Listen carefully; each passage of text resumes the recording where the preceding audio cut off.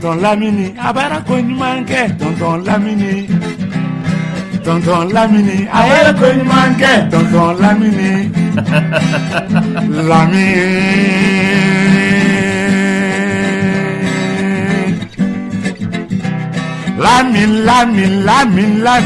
Lamini Lamine Clédou Lamini jo avec moi la radio Saramala tonton Bec ma Sara de la tonton Bec légué c'est fort alaka barikade o émission alaka barikade o IRL alaka ison ibe mini alaka ikbe mini noya tonton Lamini fonye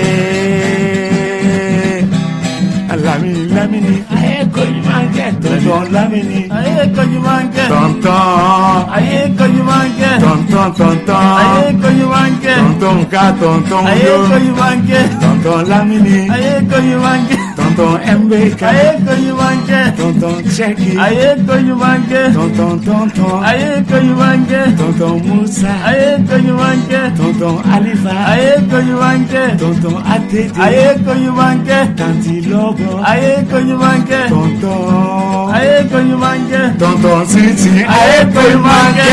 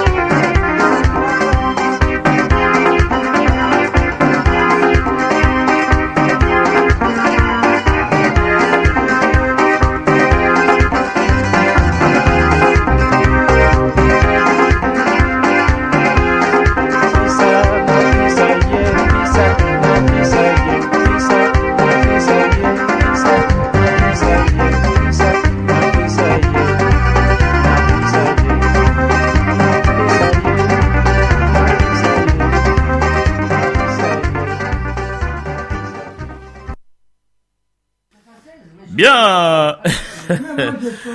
Ayiwa tricot bon ani kadanye kosɛbɛ studio in denbayalen ba de don an tun bɛ ka mɔgɔ minnu kɔnɔ depuis dɔgɔkun tɛmɛlen ayiwa a bɛɛ ma dafa sa nka minnu yɛrɛ bi yan an n'o bɛ se ka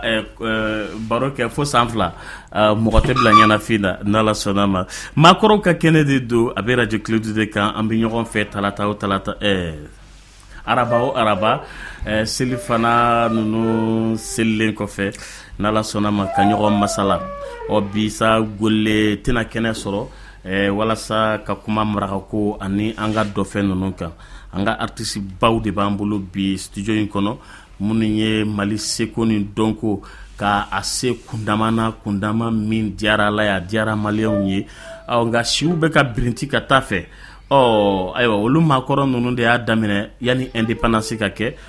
ka na fan bɛ yɔrɔ min na ni a caman sen b'a la dɔw senbɔ dɔw ye baara wɛrɛw kɛ nka caman bɛ studio in kɔnɔ minnu kɔni halisa u bɛ ka mɔgɔw nisɔndiya ka taa n'u ka u ye min ɲini k'a dɔn Ala fɛ u ka baara nin na n'a kanuya b'u yɔrɔ n'a ka d'u ye fana denmisɛnninw k'u ma don u la maakɔrɔ tɛ taa denmisɛnnin kɔni fan fɛ denmisɛnnin ka na maakɔrɔ fan fɛ maakɔrɔ ye fɛn minnu ye a tɛmɛna sira minnu fɛ mun ɲana bolo min ma ɲa bolo k'a ɲɛfɔ denmisɛnnin ye alasa ni denmisɛnnin fana bɛ ka tɛmɛ o sira fɛ a k'a dɔn k'a fɔ maakɔrɔ ko ni sera nin yiribolo in ma n kana maga na ni sera nin tu in de ma n ka don o de tu kɔnɔ a bɛ ɲa n bolo nka bi denmisɛnninw tɛ ka se maakɔrɔ ma n'i ye min ɲininka u b'a fɔ ko karamɔgɔ tɛ na n'i ye min ɲininka ko ne bangera a kɔnɔ n'i ye min ɲininka ko ne b'a la ko depuis n bɛ berceau kɔnɔ ko karamɔgɔ mɔrɔsɔ tɛ na mɔgɔ ma ne dege dɔnkilida la mɔgɔ ma ne dege balafɔ la ne yɛrɛ de ye n yɛrɛ bɛɛ ye mɔgɔ tɛ se ka k'i yɛrɛ bɛɛ ye dɛ f'i ka dɔ de lajɛ i ka fɛn dɔ ɲini k'a faamu i kunkolo kɔnɔ ka taa o ka sira fɛ o kɛra i karamɔgɔ ye dɛ ye tricot boy de ye micro la tricot boy y'a kan yɛlɛ a y'a jigin e fana y'i sigi ko est ce que nin fana ye n ta kɛ tricot boy ye a tɛ ɲa n'i y'a kɛ o ye a ɲana e bolo e ko karamɔgɔ tɛ la halisa i ma gɛrɛ tricot boy la nka i ye tricot boy ka fɛn dɔ suɲɛ kɔni kɛrɛfɛ donc karamɔgɔ b'i la diyagoya de ye fo karamɔgɔ ka k'i la mɔgɔ bɛ bange don min na i tɛ se foyi la ni si ma d'i ma i tɛna se k'a minɛ i yɛrɛ n'i ma bɔ i ka banakɔtaa la i tɛna se k'i yɛrɛ bɔ n'i ma bɔ i ka ba wuli la i tɛna se k'i yɛrɛ bɔ n'i ma ta n'i kasira ŋɔɲɛ ni dɔ ma n'i ta ka to ka dɔnkiliniw da i tulo kɔrɔ i tɛna se k'i yɛrɛ bɔ i tagaman don i bɛ ŋunumani daminɛ don min na fo dɔ ka k'i kɛrɛfɛ i ka bɔ ka bin na ka to k'i la wuli i ka se ka taama o kɛra i karamɔgɔ ye n'i y'i sen ta don min na i ba bɛ sin ka boli ka na to ko ko n den taama na a bɛ sin k'i tɛtɛ o kɛra i karamɔgɔ ye i bɛ bɔ kɛnɛ ma i bɛ kuma degeli daminɛ i bɛ na ni nɛniw de ye so kɔnɔ u b'i gosi k'a bɔ i bolo a tɛ fɔ tan a bɛ fɔ tan de o kɛra i karamɔgɔ ye i tɛgɛ bɛ minɛ ka taa n'i ye jardin na i bɛ taa karamɔgɔw sɔrɔ yen i bɛ taa école la i bɛ taa karamɔgɔw sɔrɔ yen n'i tilala ni diplôme dir'i ma k'i ka taa stage kɛ stage kɔrɔ ye mun ye i ka taa karamɔgɔw kɛrɛfɛ u k'i dege ne ko halisa ko karamɔgɔ t'i la yɔrɔ a gɛlɛyara Lamini o min filɛ nin ye o kɔni o kuma fu de y'u bolo mɔgɔ bɛ diɲɛlatigɛ fɛn fɛn la fo karamɔgɔ ka sɔrɔ la dɛ karamɔgɔw bi yan anw minnu bɛ yan nin ye anw fana ye karamɔgɔw de ye fɔlɔ ka sɔrɔ ka bila nin niveau la karamɔgɔw b'an fɛ studio kɔnɔ yan a y'a ɲini a k'u yɔrɔ ɲini a k'u ye a k'u dɔn u ka fɛn di aw ma karamɔgɔw bɛ studio kɔnɔ yan o n'an bɛ kuma karamɔgɔ wɛrɛw de kan Ala ye minnu ka miniji dɔgɔya Musa Traoré Taras ale b'o la ayiwa Fakoli a b'ale dɔn ka kɔrɔ ale bɛ plateau kan tuma bɛɛ Fakoli Dunbiya ale bi yan Tricot Boy a bi yan nka Tricot Boy nin t'a tɔgɔ yɛrɛ o sɔrɔla cogo min na a ye caman fɔ a la yan nka a bɛna segin a kan maala min ɲana o ma Sinzani maala min ɲana o dɔnkili in dara ne de la en 70 a don ni min kama est-ce que ne ma mobili kelen de nin la Kuyate mobili kelen o kɛra Madu Kuyate a b'an fɛ studio in kɔnɔ yan studio in denbayara k'u bɔr'u ka so u nan'u ka so olu de ta ye kɛnɛ nin ye n'u y'a ta ayiwa u ta don n'u m'a ta u ban'u yɛrɛ ka fɛn na an tɛ fɛn dɔn n'u nana u bɛna dɔ di anw de ma ni kɛnɛmamɔgɔ minnu bɛ kan lamɛn ka mɔgɔw hakili jigin fili mana kɛ minnu hakili ka ko la nin dati ninnu na maakɔrɔw b'o de fɔ radio ye nin kɛnɛ nin dilan maakɔrɔw de ka kɛnɛ maakɔrɔw de kosɔn k'olu de ta don u kana u k'a yakubaya o de y'a to tuma bɛɛ u bɛ wuli ka na se walasa ka baro k'an fɛ Madu Kuyate naam kuma b'i bolo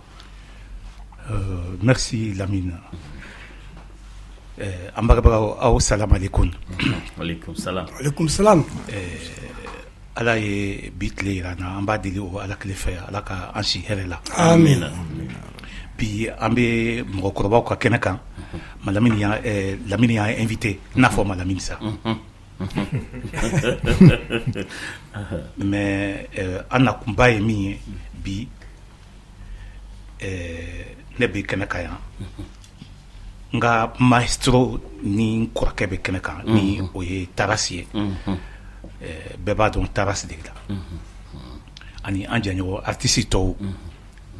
parce que ala ye diɲɛ fɛn fɛn da don dɔ a bɛ ban ni kɔrɔ m'a ban saya b'a ban an ka belebele fila de banna nin kalo in kɔnɔ musicien belebele parce que an bɛ kuma la en tant que musicien an ka musicien belebele fila de banna nin kalo in kɔnɔ Lamini ni jiriba binna bonyamasegin dɔw bɛ yen u ka kan k'u fɔ o ye minnu t'a dɔn olu k'a dɔn et puis u tɛ yen bi min kan ka k'u ye n'o ma k'u ye fɔlɔ ni an bɛ se ka dɔ fɔ o la ka jamanadenw hakili walawala ni min kan ka ko la ka se k'o ɲɛfɔ aw ye kuma kun de ye nin fɔlɔ a kɛto b'a la ni min kan ka k'u ye n'a ma kɛ u ye ka mɔgɔw hakili jigi minnu ka kan k'a kɛ u k'a dɔn k'a fɔ u ko dɔ ka kan ka kɛ u fɛ mɔgɔ dɔw ye u ɲinɛlenba kɔ minnu fana bɛ yen ala ye minnu ka miniji dɔ ni ko kan ka k'u ye o bɛ yen minnu fana bɛ yen bi n'an ni olu bɛ ka jɛ ka fiɲɛ sama ɲɔgɔn fɛ n'olu bɛ degun façon dɔw kɔnɔ degun ni barika ka bon a tɔɔrɔya ka bon nka taɲali o taɲali an b'a kuma fɔ nin kɛnɛ kelen nin kan yan tuma bɛɛ an bɛ kule la maakɔrɔw ka ko de la yan tuma bɛɛ an bɛ kule de la u k'u hakili to Mali ambassadeur fɔlɔ la Mali ambassadeur fɔlɔ ye aw de ye a papier u ye minnu nommé ka taa jamanaw kan olu ta ye dɛ aw de bɛ ye ala ye donko don da aw de bɛ yira ala ye donko don da aw de bɛ Mali tɔgɔ labɔ ala ye donko don da aw de tɔgɔ bɛ fɔ ko maliyɛnw ninnu ye maliyɛnw de ninnu de bɛ nin seko ni dɔnko kunna ala ye donko donc aw de ye Mali ambassadeur fɔlɔ ye ni ɲina kɛra aw kɔ ou bien aw de ɲinana aw yɛrɛ kɔsa wa ni ɲina de kɛra aw kɔsa an bɛna ɲini k'o dɔn f'an ka dɔ fɔ a la aw kana wuli ka bɔ kɛnɛ nin k'a bada n'a ma fɔ Turki boy yɛrɛ tilenna tɔrɔ tilenna somɔgɔw tilenna denbaya bɛ di baasi tɛ ok kuma filɛ ok o diyara an ye an bɛ kɛnɛ in kan hali bi ala ka ko ɲɛ ka d'an ma amina i y'a fɔ cogo min na a tɛ tɛmɛ o kan Mari Kuyate fana y'a fɔ cogo min na a tɛ tɛmɛ o kan ni ɲinɛkɛ bɛ minnu tanyana u ka kan k'a lajɛ sisan min ka kan ka k'u ye an ko hakili jagabɔ bon an minnu fana bɛ yan min ka kan ka kan fana ye k'o ɲɛɲini mɔgɔ tɛ ko dɔ bila ka ko dɔ makɔnɔ donc ala sago i sago Lamini kuma min tun bɛ yen i y'a fɔ cogo min na a tɛ se ka tɛmɛ o kan voilà médaille ka ɲi dɛ nka kaɲa tigi ne bɛ nila tuma min na a disi la o de ye tiɲɛ a bɛ kɛ ala lere ye a ka se ka ni kura don a la o de ye tiɲɛ nka o dalen tuma min na ka taa médaille genge o kaburu fɛngɛ sanfɛ o cercueil sanfɛ a ka mun de b'o la ale ka mun de bɛ médaille la o wagati la mun honneur ko bɛ yen k'o bɛ kɛ ko mɔgɔ min tatɔ don dingɛ kɔnɔ ale bɛ ka taale yɔrɔ min na a ɲɛ b'o yɔrɔ de la a bɔra yɔrɔ min na a ka sira foyi t'o fɛ foyi k'a to nila tuma min na o a tun bɛ k'a yɛrɛ ɲini tuma min na o jɛgɛ kɛnɛ ni ma dilan ka d'a ma o k'o najini d'a ma o k'a ni la hinɛ n'o ye fo sale tuma min na k'a bɛ taa zamɛ tobi ka d'o ma mɔgɔ sale ka sira jumɛn de bɛ zamɛ la Dumbuya Fakoli kuma ni Fakoli Daba Fakoli kuma b'i bolo i ye min fɔ Lamini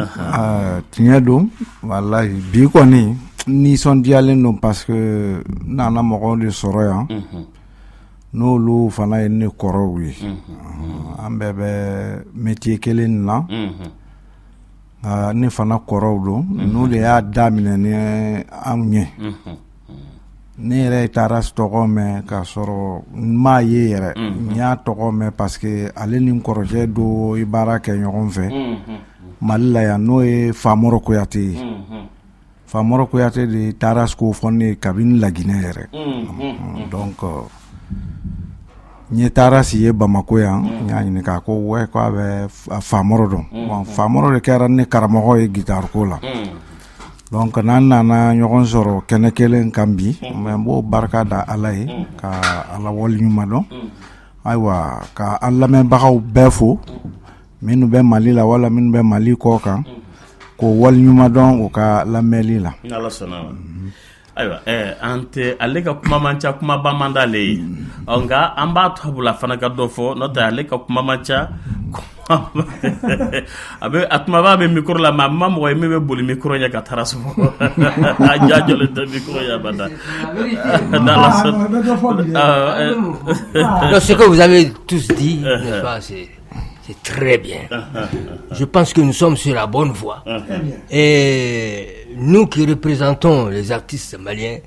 il faut que vraiment on redouble d'efforts pour que les situations comme celles qu'on a connues ces derniers temps concernant nos amis Adez et Jean Bittar, Georges Fares, tous ceux qui sont décédés ne se reproduisent pas. C'est-à-dire qu'ils sont partis dans l'anonymat total. Dans la misère sociale. Et dans la misère, la précarité. Non, ce n'est pas normal, ça. Parce qu'avant que de savoir jouer d'un instrument, on met du temps. On met beaucoup de temps à travailler. Tous les jours, on est à l'œuvre. Et quand on arrive au bout, on est connu. Et puis bon, on disparaît comme ça. Là, comme si on n'a jamais été. Arriver au fait de l'arbre, c'est pas avoir assez de gloire et redescendre comme ça là, en dégringolant et puis dans un puits et très profond. Non, c'est terrible. Alors je pense que il y a déjà un pas qui est en train de se faire. Il faut qu'on le concrétise pour que vraiment nous nous battions quoi. Ça c'est notre affaire. Si nous ne la faisons pas nous-mêmes, tant pis pour nous. Quelqu'un d'autre ne viendra pas faire ça. Jamais. Alors donc vraiment il faut qu'on redouble de courage. Ouais, j'ai essayé de parler, j'ai peur du micro.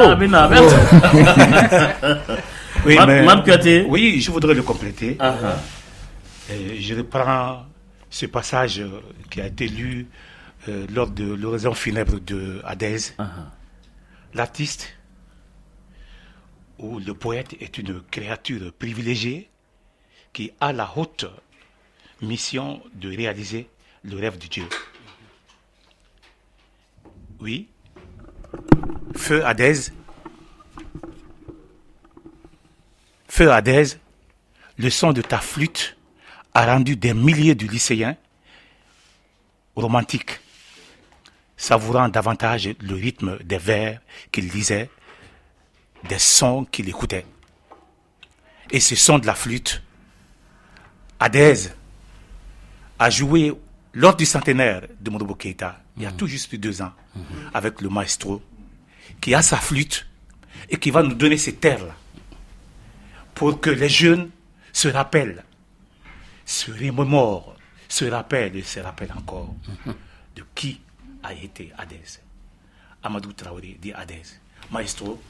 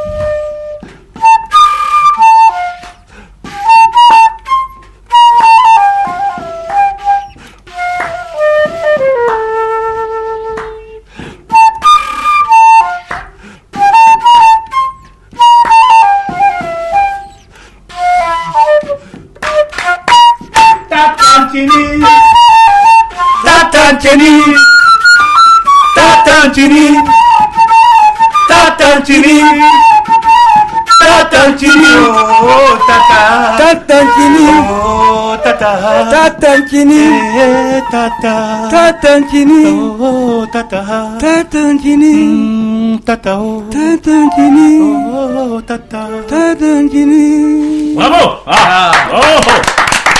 Hommage à Adèle.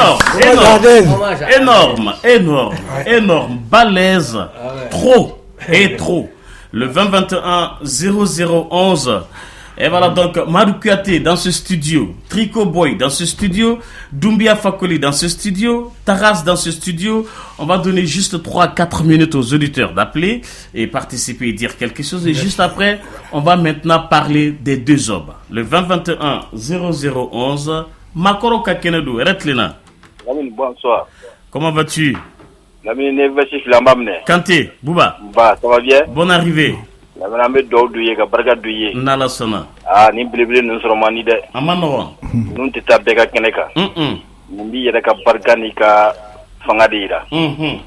ambe do ke yu vile kumuna ka telefona dima. Amina. Ala ka bargaduila. Amina. Ambe do ke bambaka tonu ala ka hinula. Amina. Sam bitarni adeze ala ku dawrosuma. Amina. Donc on gon be mu fodron semaine passée ay chama fala. Donc jamana ki akli tonu nuna. Nala Sona. Mu tarate soro de. Ayati soro. Donc do fana ko ku yere ka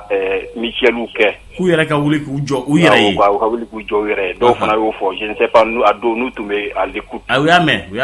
Donc OK. Nala Sona. Je voudrais poser deux ou trois questions à M. Tara. Je ne sais pas s'il comprend pas Bamara ou quelque chose comme ça. Ah ben bon gamin. Ah d'accord. M. Adel, M. Traoré. Moi je vous ai connu à l'Aquaba. Est-ce que jusqu'à présent vous jouez là-bas ou vous jouez où? L'Aquaba est fermé. Ah d'accord. Ouais. Moi je vous ai connu là-bas en personne. Allez, voilà. D'accord. Vraiment, vous jouez très bien. Ok, Amifo, Kanté. D'accord, merci. Merci bien. Merci. Nega juri Mugani kele fonifu tani kele makoro bia se ku nyiniga miniti duru kono ami soroga temenu kumato e retlena. Oui, Lamini. Hein?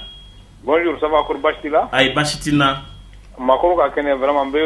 mo le bimbe pour le coup. Moi je suis un fidèle auditeur de Paris. Chez Cheikh Gondrou. Vraiment faut wala ñu mando vraiment il est ka kele mun keta. Folie bien quoi, vraiment folie bien. Adjaranye. Si je me trompe pas et critique Kabani na vraiment il y a une émission spéciale de Fanako là je crois. Awo. Ah non, vraiment folie bien. Adjaranye. Voilà, Kataras faut que ça qui dit na komi ko ka be bananga ma ka ete ka dakruna flapo. Nala Sona. Voilà, mun de bananga to ka me lu fana ka me quoi. Ayo, abina adija Nala Sona. Me fatu qui ne fal faut vraiment folie ba fana quoi. Nala Sona technicienne. OK, merci beaucoup. Merci mon frère. Merci les gars Mugan kele funifu. Ayo, tani kele ay taras bla barala de bananga fo. Allô? Oui, arrête-le. Bah. Oui, comment bibolo? Nere traska fando e. Aben niko Wallace Sabado. Wallace. Ouais. Ne buga faire sur, il y a même une correspondance entre Taras et moi. Non. Mais Taras est orchestre national. Mais je crois où il est faille debout où il est là. Faille où il est là. Nam suka soirée là depuis qu'Adam n'a quoi bala kala tempo là kata habitué. Na problème dem na 10h ou chit na air là. Jamais. Na air là. Dob na trace na jona dob na bu sabuga fona. Ambi yala ku nyini de. Ambi yala ku nyini. Ka système ka ku ka taw yelama. Trace club na de Arabia be wala ni ko wala surabado. Ay club là oui. Abadon. Non bijalou no fait Taras c'est ne beau frère de. Non bijalou no fait ou kada o nyeni nye fait musicien no pays. Bado. On maman no ne bakante no. Am bijalou no fait de. Mais on va décourager di. On va décourager. Nala Sona. Ayame. Ni Taras na sigi micro là, ni Taras na sigi ka feke. Iba soro be pachogot na erla, ou bien fondot na erla, accord que tu as de là, ainsi de suite et puis les instruments, soit les instruments déconnent. À tête là, instruments ni fongera, ou fongement ni fonzora. Il faut que eux-mêmes ils se corrigent par rapport à certaines réalités. Et à Klibo, instrument mina, donc la sade, au corps la sade.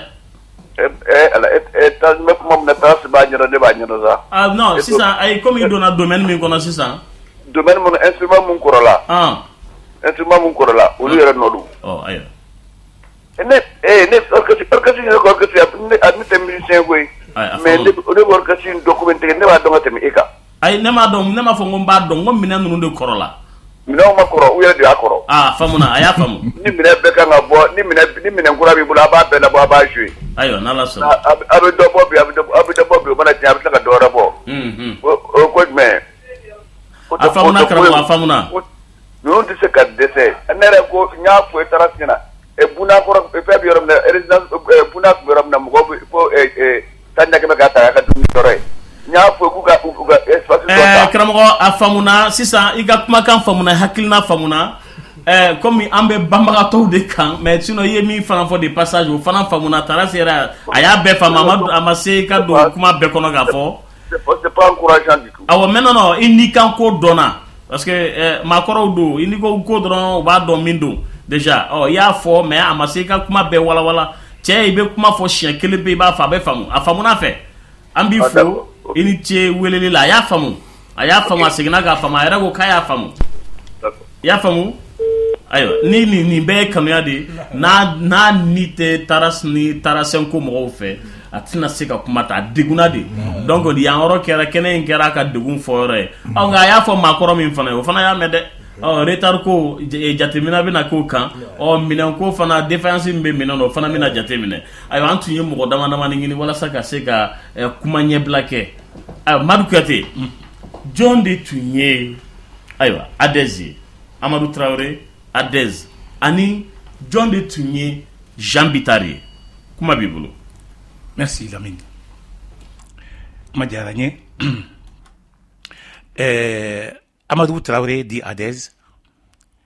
est né le 20 août 1938. Et ne crois que Badou. Adez anya don musicien de là. Modibo Keita est orchestre créé en Bamako, Angadoro, dans les années 60, Bamako yan, ani lycée ou là, quartier kumbe Bamako, orchestre kumba bebulu. Adez kumbe orchestre mina otoro kunye ko piano jazz de Bamako kura. Ale ni Chaka Damaou, ani Karamogo Kanté ou olukumbo orchestre là. Ibi haketonye kuma kono kuma de be kuma bange kambe Ishaka Dama fo kosobe Ishaka Dama tension ya bin tension ya bin a jura fankelen kan difficilement akase ka sena bolo bo nyona Ishaka Dama degunen don ne mo ta don fonka fo Ishaka Dama bioro mina bi a degunen don amako be kinésithérapeute la ntara be fotende wa kinési amako bola wala sa même se kata a farkolo a sen bonyona ka do wala sa fasa munu ya bla fasa munu ya jamfa fasa nunu ka segi anola Tout à fait. bolom fasa mi ya jamfa o ka segi sen fasa mi fana ya jamfa o ka segi aywa nga a deselen do la de ni mogo min ta don fa ka fo mogo ka famu isha adama be akaso kine tugaya tabulo ntaro ni ba famu isaka damamba ka so kine tugaya tabulo ni jamana mogo mun nyesino do fana problème ma u ka wuli u ka isaka dama deme yani dondo la ka se u ka ta fo ku bita médaille gengen aka fengeka aka cercle ka amakoto la bi amako debe u ka kine kele nyina ye amadora nyini ngalike de ka kine kele nyini aye mimbi se ki janto ale fanana wala sa farkolo bi se ka sega no la chogo mina o te isaka dama bolo bi de il a des problèmes il a des soucis chez lui a dalendo a mankene amako be kine la kuma flene Mbadele ala fe malien beki ka kuma me nyende fo salsero ka kenekan nye SOS lancé domisu akara 23h Bukika émissionna ngo artiste be minu ye jamana yi fembeka jamana ni o ya to ngumena damene kabi pino jazz la n grand frère bɛ yan nɔ Tarasu ni n filila minnu ma ani tricot ni n kun ɲinɛna minnu kɔ o b'o dafa denmisɛnnin minnu bɛ yen u b'a faamu n'u ye ninnu ka trajectoire suivi u b'a faamu k'a fɔ n'a fɔra ko baara de jamana baara de ninnu ye baara kɛ jamana ye pour que ka jamana dɔn ninnu ye baara kɛ pour que ka jamana dɔn ɔ ni bi n'olu man kɛnɛ olu man ka kɛ f'u bɛ dɛsɛ u bɛ ka dɛsɛ fɛn de la ni tiɲɛ yɛrɛ la a man ka mɛn ko Isaka Dama ko bɛ c'est-à-dire tellement k'a dɛsɛlen don a tɛ ka se ka wari sɔrɔ ka kine dɔ ɲini ka na min bɛ se ka na a farikolo dɛmɛ farikolo ka bɔ ɲɔgɔn na a kuma a mɛn man di tulo la a faamuya man di. Taras fɛn chose Adez taara Buki fɛ yan ka taa mɔgɔ ɲini hôpital fɛnkɛ la du Mali la walasa mɔgɔ bɛ se k'i occuper est-ce que o fana fɔ ka di est-ce que o fana mɛn ka di. ne y'a mɛn Juma Bakari Jara kelen o ye radio baarakɛla da a bɛ wari bɔ min o de y'i débrouiller n'a ye ka taa n'a ye fɛnkɛ la jamana a dun ministère de la culture mɔgɔw olu de kan ka janto aw la o ka branche dɔ tɛ wa olu de kan k'a ɲɛɲini k'a dɔn aw bɛ cogo min na bi ka maakɔrɔ ninnu tɔpɔ n'i y'a ye an b'a fɔ ko vous êtes les premiers ambassadeurs les premiers ambassadeurs kɔni ɲinama an ka kɛ olu kɔni kɔ olu kan ka suivi de olu kan ka kɔlɔsi de u kan janto de kan ka k'u la wari kana cɛ ka d'u ma sa nka ni min kɔni dɛsɛra ordonnance ko kɔni man ka to k'olu ka se ka ntanya o sira fɛ Adez ta kɛra ten de furako de tun don Dama fana dalen filɛ nin o fana bɛ taa furako de kelen ye o don kuma b'i bolo i tun bɛ Adez kan kuma ka gɛlɛn quoi kuma ka gɛlɛn parce que ne bɔra Adez ta kalama jumadenw bɛ bɔra baarakɛyɔrɔ la 18h Buki ye n wele 18h ko Kuyate ko Adez dalen don k'a dɛsɛlen don c'est comme ça que j'ai appris la nouvelle je rentrais à la maison donc Buki ko Kuyate ne bɛ émission kɛ su fɛ Salseo ka émission a ka di n ye i ka kuma i ka SOS lancé pour que mɔgɔw bɛ se ka dɛmɛ lase Adez somɔgɔw ma cogo min na parce que Adez tɛ se ka hali kuma 22h tɛ ne sɔrɔ ɲɛ mais ne y'i sigi fo 22h30 Buki ye émission a y'a demandé a ka auditeur fɛ de a ye téléphone don Madi Kuyate bɛna don ne ka don ka SOS lancé o SOS de lancelen mɔgɔw commencera ka wariw ci a den ma u ka se ka fɛɛrɛw sa ye samedi dimanche a dɛsɛra ko ka scanner de k'a la scanner wari ma sɔrɔ donc y'a cɛ ka bɔ n'a ye Pongé ka na n'a ye hôpital du Mali la an ka denmisɛnnin dɔ bɛ yen il est normal aujourd'hui n ka hommage rendre a ye a tɔgɔ de ye ko Moussa Traoré ale de ye hôpital du Mali chef de personnel ye cɛnin ye Adez ta kabini a banabaatɔ ale de ye Buki dɛmɛ ka Adez ka soins caman kɛ ne ka école den kɔrɔ don u ye n wele bon ne yɛrɛ ye min k'a kɔnɔ o kɛra Ala ɲɛnɛ n ye Tarasi wele Tarasi ye min k'a kɔnɔ o kɛra Ala ɲɛnɛ mɔgɔ t'olu sugu fɔ ko da kaɲi mais ni ne ye kɛnɛ kan bi c'est que n'i y'a ye an bɛna ka na ni émission in kɛ c'est témoignage do sinon ye émission k'u kan Jean Bitar ni Adez Tarasi wo Tricot ne o an bɛɛ ye Modibo Keyita ka fruit de ye musique la Tarasi tun bɛ Askia Jazz la bɛɛ ye Askia Jazz tɔgɔ mɛn yan lycée fɛn fɛn tun bɛ Bamako yan orchestre tun b'a bɛɛ la LT Band tun bɛ yen lycée des jeunes filles orchestre tun bɛ yen Bagadaji ne ye orchestre daminɛ Bagadaji en 1965 ne tun bɛ Mamina Gueye Band la Mamina Gueye Band de Bagadaji il y avait le Melengo Jazz de Nyarela Massamu tun b'o de la Yɔrɔ Sangare tun bɛ Menakura orchestre la a tilala ka t'i yɛrɛ sɔrɔ Echo des Grottes la Amdalaye Jean Bitar mi banni filɛ tan Jean Bitar tun bɛ Dravela orchestre la a tun bɛ fɔ o ma ko Vela Star Darabani tun bɛ yen orchestre bɛɛ san o san an tun bɛ compétition kɛ ka taa parce que Modibo Keyita ye instrument san k'a di quartier bɛɛ ma ko bɛɛ k'i ɲɛnajɛ o de nana ni Pine Jazz ye ni an bɛ taa ɲɛ Adez y'i to o de la Sikaso nana k'a wele ko olu mɔgɔ bɛ Sikaso parce que en même temps que a ye Pine Jazz créé a tilala ka orchestre créé région bɛɛ la région bɛɛ tun bɛ na compétition kɛ na yan avant la biennale c'était les semaines culturelles les semaines culturelles donc Sikaso tun bɛ na Segu tun bɛ na Gao bɛ na Mopti tun bɛ na Kayi tun bɛ na Donc Adès de Tara kata sika so formé kana ni sika so orchestré. Au confédé en 1968 coup d'état kédé. Il y a eu un orchestre national B là. Allez dire dans un orchestre national B créé avec les Panga, les Issa Tunkara, Madouja, Ani Mama Sissoko. Voilà sur le nébé orchestre national là, ne kumbe critique kadongilda, critique Diabaté. National A. National A. Donc en Flabé kumbe joué Carrefour là. À l'époque c'était le club sportif. Bon en 72 il y a orchestre national outil. Donc voilà sur Maraviasi Nana. Donc il y a Adès Wele. Adès Nana. Il a joué avec Boncano dans les Maravias. Faut que dans Maravias, il y ait des makake bademae. Ani Maravias, il m'a joué. Nama mi ni ba me.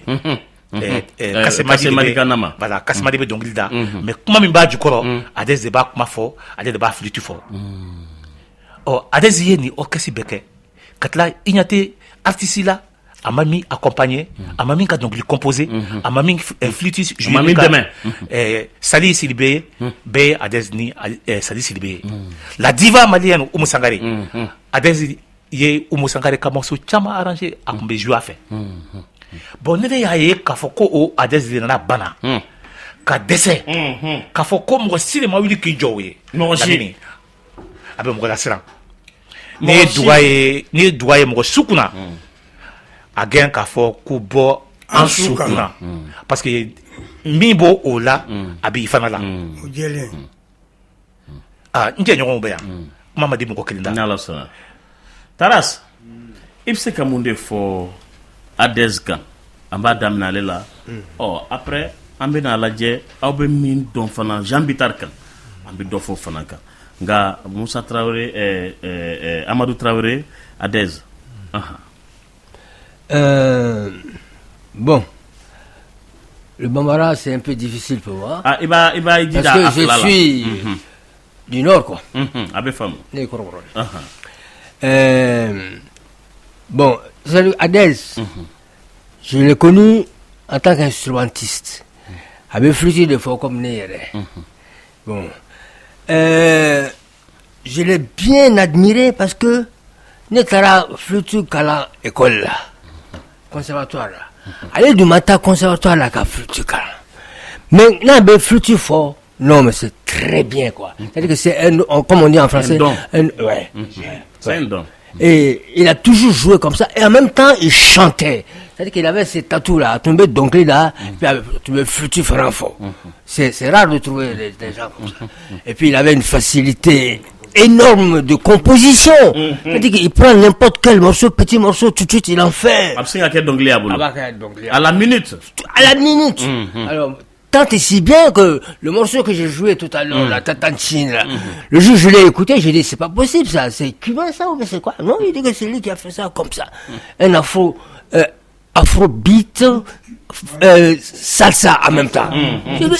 ben dis donc, toi, tu es quelqu'un. Et c'est comme ça que je l'ai connu, je l'ai admiré. Et chaque fois qu'il s'est produit, si j'ai l'occasion de passer le voir, lui donner un coup de main, lui dire, écoute, alors je suis là, mec, il était heureux, moi aussi. Alors qu'il nous quitte comme ça dans le dénuement total. Non, ça fait froid au dos, quoi. De savoir que bon,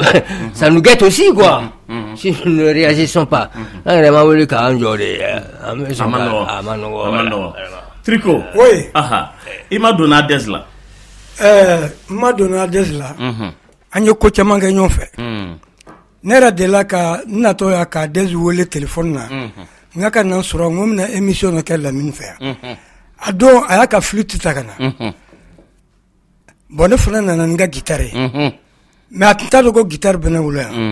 Maintenant, on a guitare. Quand j'ai commencé le morceau aussitôt, a flûte bo. A flûte bo, a kera comme Nasro, avec morceau d'un crolé. Vraiment, Lamine, Amberom Nassan, Angan Janton Rela. Anka problème Berom Nassan, Anga ministry. Aka kofla artiste là. Gayala, bien Anga ministry welo. Yala aw artiste yɛrɛ tɛ aw kɔfilɛ aw yɛrɛ la fɔlɔ wa. Ɲ'o de fɔ n kan kɔfilɛ yɛrɛ la fɔlɔ. Parce que ni yanni a ka ministre wele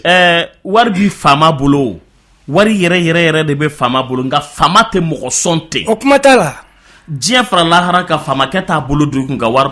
don a kun ten ka wari d'e ma ten ni e ma kuma e ma t'i ma kasi e ma t'i sonsori ka woyi konba caman fɔ fama t'a di hali n'a wari dalen bɛ yen ko caman droit bɛ mɔgɔw bolo mais ni mɔgɔw t'u ka droit dɔn ni t'i ka droit dɔn famakɛ fana t'a f'i ye dɛ a tun tɛ wuli ka taa f'i ye ko vous avez droit à ceci vous avez droit à cela vous avez droit à ceci vous avez droit à cela kuma tɛ fɔ o mais aw artistes yɛrɛ de bannen don aw yɛrɛ ye aw bannen don aw yɛrɛ la n balimakɛ min tun bɛ ka kuma Taras kan sisan n'a ka orchestre a y'a kuma fɔ a ko Taras bɛ yɔrɔ min na bi na Taras ka orchestre kan ka nationaliser fama mana wuli ko Taras fama kilancɛ mana wuli Taras fantanw mana wuli k'an bɛ Taras de dɔn Taras est national a ko mais pourquoi Taras dɛsɛra ka kɛ national ye a ma Taras n'a ka éléments fɔ sisan wa donc o kɔrɔ de k'a fɔ artistes yɛrɛ de bannen don aw yɛrɛ la depuis émission ne ye émission nin sigi sen kan don min na 2008 début 2009 Maakɔrɔw ka kɛnɛ ne y'a sigi sen kan o senfɛ aw ka di ne ni ye kojugu aw ka di ne ye aw ka di ne ye aw ka baara kɛlen ka di ne ye ne ye denmisɛnnin fitinin ni ne y'aw den de aw ka di ne ye kojugu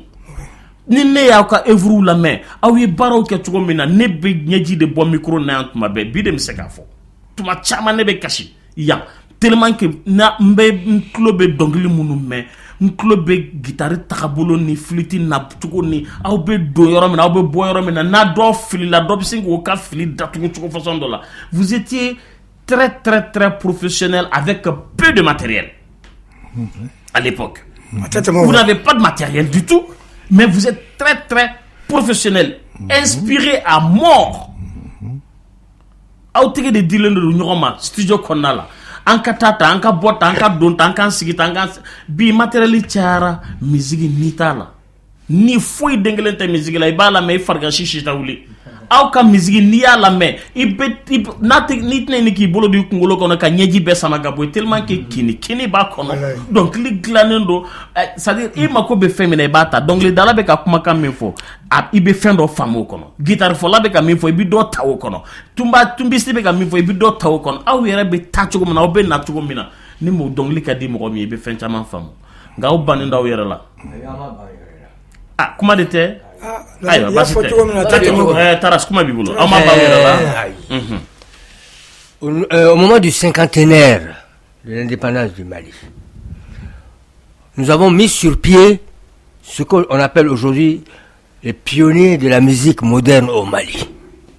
C'est-à-dire que tous les grands musiciens que la République a connus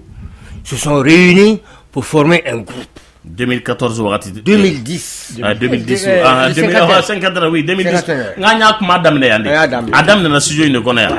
pour que aka se kata Jessicaso akuma kera yande antara sikira senga yande très bien antara Sikaso ale foli ke anana kuma bana adanae c'est-à-dire qu'on n'a plus rien eu, on a écrit, on a demandé de l'aide, on a dit bon il faut au moins un coin pour répéter, il faut des instruments pour répéter. Tout ça, c'est resté lettre morte. Vraiment, penser que nous avons baissé les bras, pas du tout. Les bonnes volontés sont peut-être au niveau du pouvoir, mais en ce qui nous concerne, toutes nos démarches se sont avérées inutiles. Et aujourd'hui encore, où on en parle, nous sommes dans la même situation. J'ai envoyé récemment encore une lettre, n'est-ce pas, à une grande autorité, et depuis février jusqu'à présent, je n'ai pas de réponse. Alors moi je ne sais plus ce qu'il faut faire. Maintenant, s'il faut passer à droite, à gauche, laisser pour que les gens nous donnent un peu d'argent pour acheter les instruments. Non, mais attention, non. Aw bɛ ka min deli nin ye o, a ma se gauche ni droite ko la o, mais aw bɛ ka min deli aw ka droit de don o, mais yala aw kan ka da min gosi o, a y'o da gosi wa? Ayiwa, en tout cas, a ye dɔw gosi mais a ma yɛlɛ. Oui, mais non. Madouni Taras, ils ont beaucoup fait pour ça. Hein. Une réunion Tchamanka Koula. Ouais. C'est-à-dire, Lamine, pour un peu rejoindre Taras, quand l'ancien ministre de la Culture, El Mokhtar, était ministre de la Culture, les choses avaient bien démarré. Hein. Ça avait bien démarré. Mais coup d'état avec Nana Kana, ancien gouvernement de Tché. coup d'état kɛra 2012 kabi coup d'état kɛra a bɛɛ jɔra a bɛɛ jɔra bɛɛ y'i yɛrɛ ɲini kuma dɔw bɛ yen a tɛ se ka fɔ micro la o mais bɛɛ y'i yɛrɛ ɲini parce que il n'y a plus eu de suivi maintenant quand fanga kura nana o wagati nin kɔnɔ kow ɲagamina foyi tun tɛ se ka sigi sen kan voilà fanga kura nana o ka san joli filɛ nin fanga kura nana san naani fanga ɲɛnabɔlen kura nalen o ye san 4 de filɛ nin awɔ n bɛna nin ye o n bɛna nin ye fanga kura nana ka sɔrɔ mɔgɔw carina ne yɛrɛ ma kɛnɛya n bɛ baara la dɛ mais ne ma kɛnɛya e yɛrɛ y'a fɔ n ye sisan k'i fagara ma i famara ne ma mais an bɛ nin bɛɛ la tan an ka jɛ in na mɔgɔ kelen kelennin de bɛ se ka ko la goloba o n'olu b'a ɲɛma a bɛ goloba sinon le musicien lui-même o sɔnni banna n'i ye an y'an ka guitare ni sɔrɔ kaba k'an sigi on oublie le monde nous notre monde c'est notre instrument o bɛ faamu et puis ni mɔgɔ min ma don aw la o tigi t'o faamu voilà o tigi t'o faamu il faut avoir l'amour la passion intense pour comprendre vraiment les musiciens voilà quand Taras est avec sa flûte ni min ka flûte b'a bolo voilà o ka sira foyi tɛ diɲɛ tɔ si fɛ diɲɛ foyi la parce que nin de b'a ni kan o de ka d'a ni ye a b'o de fɛ ni min y'a ka guitare nin sɔrɔ o fana bi ten idem ni min kɔni ko fana k'a ye dɔnkilidala ye Madu Kuyate bi ten n'a ye micro sɔrɔ ayiwa an ka taa de don a ka sira t'a tɔ la o bi faamu sinon mais minnu b'aw tout récemment minnu bɛ k'aw dɛmɛ ka kɛlɛ kɛ voilà olu bɛ min tout récemment an ye Modibo Keyita ka centenaire an ye ɲɔgɔn retrouvé o la CICB là, c'était il y a 2 ans. Il y a 2 ans. 2 ans. Mon témoignage dit, à Donsou, à Desbena Donglida la famille, il était malade. Il était fiévreux. Taras bien pour le confirmer. N'est pas mangé. Mais comme il y a envoyé, Modibo Keyita ka centenaire de doigts, il faut copier de l'indépendance au Ghana. Taras a envoyé en bête à la kata soirée donnée. À des muso kumbek, à kumbek muso kumbek a donné des Kananaï. Les images sont encore à leur thème. Voilà. C'est pourquoi donc on met comment à quoi micro quand on casse là. Oui. Parce que il n'a pas dit là. Mais comme il y a photographie, sani moki jɛgɛ di ma don o don a k'i dege jɛgɛ minɛ la i y'a fɔ cogo min na aw yɛrɛ de kan ka wuli fɔlɔ ka ni kɔnba kɛ an seko yan kɛnɛ in kan o fana b'a la o komi an ma tila kuma la n'o tɛ an bɛna o appel lancer o n'an ma wuli k'an jɔ ma fɔ artistes dɛ j'ai dit les musiciens nous faisons partie des artistes mais j'ai comme l'impression que a kɛra an bɛ fa la an tɛ ba la an bɛ ba la an tɛ fa la voilà aw ka groupe y'o de ye o voilà ni musiciens ma wuli k'u jɔ mɔgɔ kelen kelenni de b'an na minnu bɛ se u yɛrɛ kɔrɔ belebele de b'a cɛmancɛ la minnu dɛsɛlen don et foyi t'u bolo ka dɛmɛ yala e ye Isaka Dama ta fɔ sisan ne ka kuma tɛ ne yɛrɛ t'o kalama a bɛɛ Isaka Dama tɔɔrɔlen don a tɔɔrɔlen don ni mɔgɔ min tɛ Isaka Dama dɔn n'an donna sisan i bɛ dɔɔni ɲɛfɔ Isaka Dama kan an bɛ sɔrɔ ka tɛmɛ n'a tɔ ye an bɛ place di Fatuma n'ale donna studio kɔnɔ kaba foyi tɛ ɲɛ sɔrɔ n'a tubabukan fɔlaw taara sa an bɛ sɔrɔ ka tɛmɛ n'a kan sɔnni.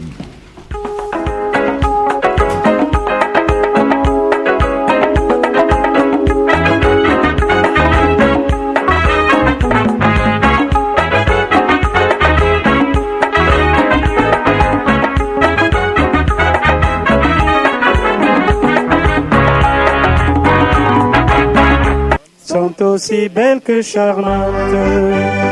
il y en a une qui est mon amie, une créature adorable.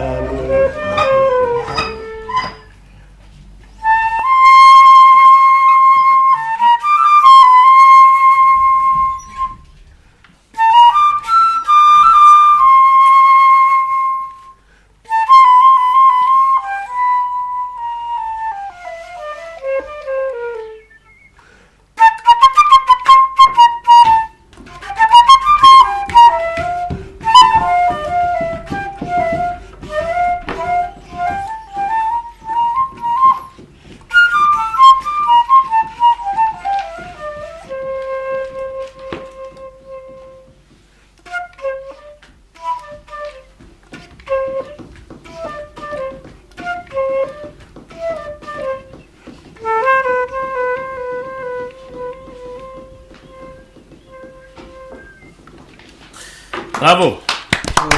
Triko boy. Ouais. Aye mun de da sisan Taras. El Manisero. Ouais. Ne korole de. Ne on ka fen korow de. Demsenu tan dona. Comme il a fo tumna ni demsenu magere mugoro la. Ku ko ku be femme don. Ou te femme dona. Ni ba nya ni ta nya re. Hop mo ko famu ya. Voilà. Ka fambalma yo ko ni an dun kan flana e makoro ka kenede do. Biye tasibla donye makoro yɛrɛ fɛ ka se u mɔgɔ kɔrɔba ɲɔgɔn ma minnu tanyana a bɛɛ lajɛlen ɲinan caman taara ɲinan nka belebele minnu sɔrɔla kɔnɔ Segu mɔgɔ dɔw tanyana ye Biton ka mɔgɔw tanyana Georges Fares Buguni o tanyana ayiwa kana fara Jean Bitar ani Amadou Kan olu fana tanyana ka fara artiste misɛnmaninw caman fana kan minnu ma dɔn kosɛbɛ a tɔgɔba caman taara minnu tɔgɔ ma yakubaya kosɛbɛ a bɛɛ artiste do olu fana tayara tanyana kala ka hinɛ bɛɛ la ala ka yafa k'u bɛɛ ma maakɔrɔw nana nin kɛnɛ in kan walasa ka na kuma u yɛrɛ de kan u bɛ se ka tasibila se minnu tanyana ma ani fana olu yɛrɛ minnu fana n'ala kɛlen bɛ ka si jan kalifa ala ka kalifaw la kosɛbɛ u kana kuma u yɛrɛ kan u bɛ tɔɔrɔya minnu n'u ka denbaya kɔnɔ n'i ye artiste mɔgɔkɔrɔba ninnu sigi 10 min bɛ s'a yɛrɛ kɔrɔ a tɛ tɛmɛ 2 ni tila kan nin tɔ 7 ni tila nin bɛɛ bɛ problème dilan Ja Yusuf dɔnkilidala de tun don min b'a fɔ ko ne tun bɛ min ye ne tun bɛ min joona ka tension filɛ k'a fana bɔ k'a biya fan kelen bolo kelen jalen don nka a kɛlen b'a fɔ k'a bɛna ɲini ka k'a la fa tɛ mais surménage façon dɔ de don n'i jɔra k'a ɲakɔrɔcogo façon dɔ la dɔrɔn k'a bɛ yɛlɛ ka girin k'i ma kun a ma kɛ fa ye fɔlɔ nka bana nin bɛna ɲini k'a fana hakili minɛ Ja Yusuf o fana ta fɔra sisan ni wuli ma kɛ joona ka kɔn a ma a tɛ kɛ tiɲɛni ye wa fara ɲana sisan an bɔlen ka taa nakili k'an bɛ Jimi Sila fo ale tun bɛ Oranam na k'an ka foli b'a ye kosɛbɛ ale de filɛ ka Ja Yusuf fana ta fɔ Kuyate kuma filɛ Lamini n y'a fɔ cogo min na n ka to ka kuma bila sani an ka fɔ ko faamaw k'an dɛmɛ aw yɛrɛ dɛmɛ an yɛrɛ dɛmɛ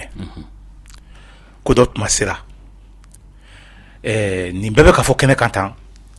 ni nin kɛnɛ in tɛ hali anw minnu sigilen filɛ tan an caman tɛ nin kalama ne tɛ Isaka Dama ka bana kalama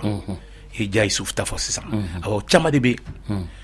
kulu ka saya fɔra ne ye kuluw de Segu dans des conditions pareilles Siane fana bana Segu o kɛra chance yɛrɛ o parce que o y'a sɔrɔ président tun bɛ munumunu na ye fan fɛ tourner la ye donc o kɛra président ɲɛna président y'o ta en charge an bɛ barika da ye an b'a fɔ k'a wale ɲuman dɔn mais ni an yɛrɛ ma ɲɔgɔn regrouper Siane o ye Biton national membre dɔ ye parce que mɔgɔ 2 de sara ɲinan ye o donc sisan ni y'an selen kɛnɛ in kan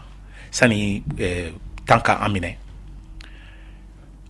chef y'a décidé Maïsolo kun y'a décidé de k'a fɔ an yɛrɛ ka amical dɔ créer an ka ɲɔgɔn retrouver au moins an ka ɲɔgɔn ka numéro de téléphone dɔn an ka réunion dɔ kɛ ka bɛn fɛn dɔ kan kalo o kalo ka faamaw sɛgɛrɛ ni o ye an kun y'a daminɛ 2010 la bon coup d'état y'a tiɲɛ mais sisan ni ko minnu kɛlen filɛ tan an si ma ala deli nin ka kɛ mais ala b'a sago la ni olu ko kɛra tan n'an ma wuli ka ɲɔgɔn minɛ don o don jigilatigɛ saya dɔ bɛ fɔ an ye musiciens kan o jigilatigɛ saya ala k'an bɛɛ kisi o ma amin ya rabi amin ala k'an bɛɛ kisi o ma donc n bɛna a to Taras ka kuma ta welekan dɔ b'a wele ka lase jama ma an mɛnnibagaw ma o de ye ala sago i sago sago tigɛ ala ye Taras kuma tɛ nin ye kuma b'i bolo Kuyate y'a fɔ cogo min il est nécessaire et indispensable que dès à présent tous les musiciens du Mali se regroupent, se retrouvent en une amicale pour les musiciens eux-mêmes et pour l'avenir, parce qu'on ne sait jamais ce qui vient d'arriver, n'est-ce pas, à nos deux amis Adez et Jean Bitar. c'est douloureux. C'est trop douloureux. Alors, il ne faut plus que cela se reproduise à notre insu. Parce que ça a été fait c'est à la dernière minute, n'est-ce pas, que grâce à Kouyaté, vous avez appris ça. On a appris. Et encore, Allah yolka kalfa minola. Anga Isaka dama min dalendo. Voilà. Oh, Jai Soufta fole flede. Anga siga dona ola. Onga ana nyogona chaman de fana buka soju la. Bana bete farkolo la banayi. Ça c'est juste. Mba kedi bi ka juguni farkolo ka banayi. Nti sunɔgɔ ni n ka kungɔrɔdonna ne bɛ si ka kuma fɔ ka dugu jɛ n b'a kɛ di bi ni dugu jɛra sisan n ka denbaya bɛna kɛ cogo di bi o de ka ca bi ka tɛmɛ ni farikolo ka bana ye o camanw de bɛ wow kɔnɔ k'aw ka ɲini ka ɲɔgɔn yɔrɔ dɔn aw ka fara ɲɔgɔn kan a mana dɔgɔya cogo cogo hali n'a fɔra ko kalo o kalo ko maakɔrɔ bɛɛ ka dɔrɔmɛ 10 ta ubiyɛn dɔrɔmɛ 20 bila kɛsi kɔnɔ kalo o kalo a bɛ ɲɔgɔn yɔrɔ dɔn ni ko ye min sɔrɔ ni min sɛgɛnnen don ni min dɛsɛra aw mana bɔ a kalama biro mana bɔ a kalama dɔrɔn faamaw bɛ ladɔnniya dɔrɔn faamakɛ bɛ wuli o nka n'i ma taa ka da kɔnkɔn ka ɲa foyi t'a tɔ k'a dayɛlɛ n dɛmɛ i y'a fɔ cogo min an ka kan ka kɛ ten de n'ala sɔnna an bɛ n'o kɛ ten de n'an m'a kɛ ten dɔrɔn c'est foutu pour nous-mêmes quoi a bɛ faamu i ye Jean Bitar dɔn wa n y'a dɔn i ma don a la wa ayi pas beaucoup i ma don a la kosɛbɛ ayiwa Fakoli i ye Jean Bitar dɔn wa n ye Jean Bitar dɔn parce que ne nana yan san min na ka bɔ Dakar ne nana train fɛ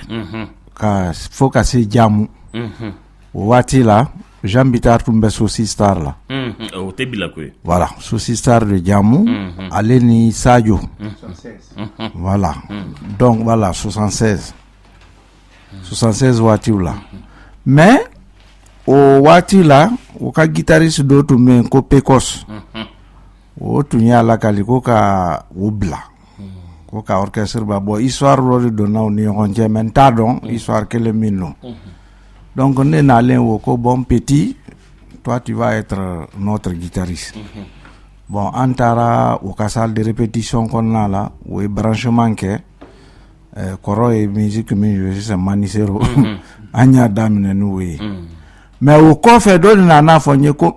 eux là ils ont un problème interne petit kana sɔn parce que olu bɛ se ka problème ni régler u ni ɲɔgɔn cɛ donc ne y'a ye o cogo la n ko vraiment aw bɛ yafa n ma musique ko nin ka gɛlɛn ne y'aw dɔgɔninw de ye donc o la sa ne bɛ n yɛrɛ ɲini donc n bɔra o Sosi Star la ka taa Mayina orchestre dɔ tun bɛ yen olu kɔrɔw y'a fɔ cogo min na sisan orchestre o waatiw la minɛn tun bɛ fan bɛɛ chaque sous-préfecture chaque quartier même avait ses instruments bon bibi de o bɛɛ tununna bon an t'a dɔn min don même kɔrɔ min bɛ yan ninnu de bɔra Ciwara anw nana parce que papa bɔra Giri nana Madubilen tun b'a la Rokia Traoré fa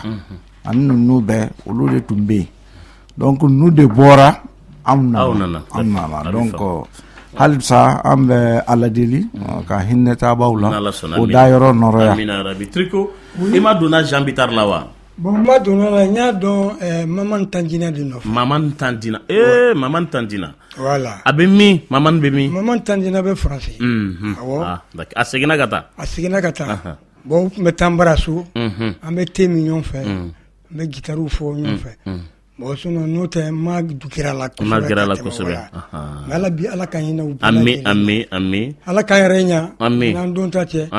bi Ala k'an bɛɛ dɛmɛ an bɛna ko Ala k'a nɔgɔya an ka ɲini fɛn Ala k'a kan ta ye Ala ni kira yɛrɛ barika ciba kanu kosɔn Rasulullah sallallahu wa sallam oui Taras. Oui, juste là pour compléter ce que je disais à propos de la mise sur pied de l'amicale. On a des numéros de téléphone, n'est-ce pas, à communiquer. Et nos amis musiciens qui sont à l'écoute peuvent déjà, n'est-ce pas, les noter. En ce qui me concerne Taras, c'est le 66 78 48 93. Et Orange, 76, 96, 57, 96. Concernant Mamadou Kouyaté, c'est le 77, 07, 77, 72. Et 66, 74,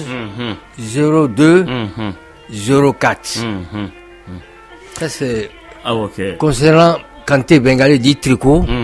c'est le 79, le 31, le 66 et 18. Et pour ceux qui n'ont pas pu noter ça rapidement, de toute façon, s'ils appellent un d'entre nous... Tout au long de l'émission, Ambi Segaka, comme Ea Foto Okana, Mbina Segaka Bamanakana, Makoro Ko ou Benaka, ou Pina Bella Djele Sigika, bureau d'Aele, l'amicale des anciens,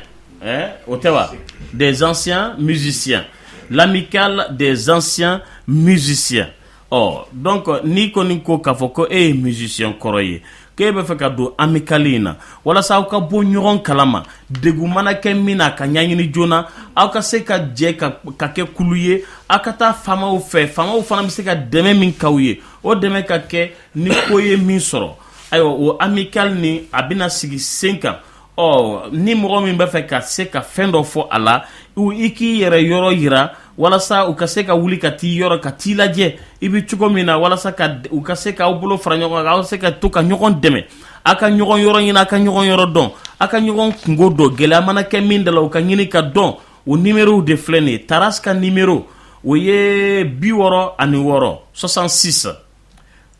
66 78 78 48 48 93 bikononton année ça va donc 66 78 48 93 oui Taraska Malitele Taraska Oranger Mini oui 76 biolonvla nuoro 96 bikononton année woro 57 biduru année wolonvla 96 bikononton année woro oyaka Oranger donc 76 96 57 96 Miye Mamadou Kouyaté aucun numéro est oui 77 biolonvla ni wolonvla 07 fou ani wolonvla 77 encore biolonvla ani wolonvla ani 72 biolonvla ani fla donc 77 07 77 72 Mamadou Kouyaté ka Malitel oui 66 bioro ni woro 74 biolonvla ani nani 02 fou ani fla 04 fou ani nani donc 66 74 02 04 oui Mamadou Kouyaté ka Maliteli Kanté Bengali nous ba wole ko Tricot Boy ale ka numéro oui 79 biolonvla ani kononton 31 bisaba ani kele 66 bioro ani woro 18 temps ani shegi donc Tricot Boy au numéro oui 79 31 66 18 voyez numéro munu dira 600 abolu wele ni émission banan korokoroni 600 aywa ka awyoro yira aka wuli ka se aka taw sigi aka bureau glan wala sa se ka bo ɲɔgɔn numa ni dɛmɛ bɛ kɛ min ye a bɛ fara ɲɔgɔn kan ka dɛmɛ kɛ o ye a bɛ caman bɔ gɛlɛya la kunkolo kɔnɔna la a bɛ kɛnɛya di a bɛ dɔ fara si kan n'i kelen don a ka gɛlɛn nka n'i kɛra jama fɛ dɛmɛ caman bɛ o bɛ se ka k'i ye ni ala ka jɛ ye o kuma de ye nin ye an bɛ dɔnkili dɔɔni lamɛn n'o ye barinako yɛrɛ ye Tarasi yɛrɛ la n bɛ n'a ɲininka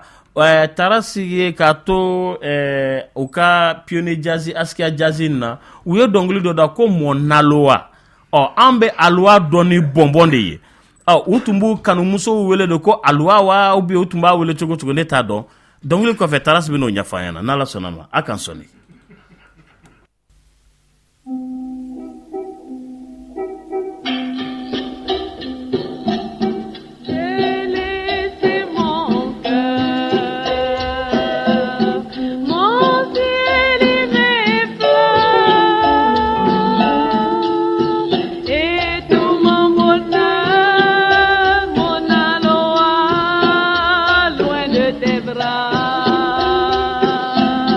She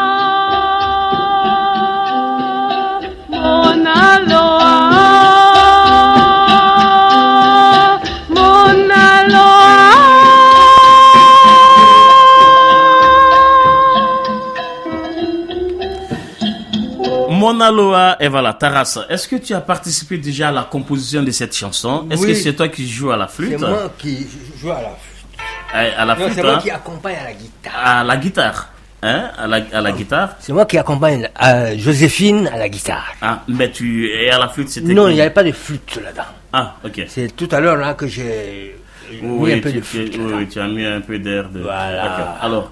cette chanson, c'est l'inspiration de Joséphine ou bien Aouerede a composé Kadamaka Joséphine, c'était qui? C'était une des élèves du lycée. Ah, ouais, du lycée Askia. D'accord. Donc elle faisait partie automatiquement de l'Askia Jazz, parce qu'elle était au lycée. Mais donc, elle chantait déjà dans la chorale, dans une chorale en ville. Donc elle avait déjà une belle voix. Et nous, on s'en est servi pour nous accompagner dans les mélodies d'amour, voilà, surtout. Voilà, et mon Aloha, c'est une chanson d'amour. Et je crois que Aloha, en fait, c'est un bonbon. Ah, parce que vous appelez vos dulcinés à l'époque... nos dulcinés, comme tu dis si bien.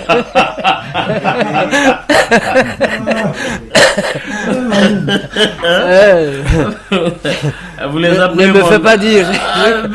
Moi, je vais juste savoir. Voilà. Parce que à chaque fois quand je joue la chanson là, je me demande, mais attends, mon Aloha que je connais, que j'ai connu dans mon enfance, c'était du bonbon. Mais là, alors... En fait, c'est toujours ça, c'est un bonbon. Mais un bonbon doucereux. Ouais. Alors dans la soda, Badou, comment t'es lié? Anya numéro 10. Oh, ambe comment dit en balmo mamun bi kana mefana. Ou pas faire fin de fois hein? Nega juri mugan téléphone futan kele makoro ka kene do Taras bien,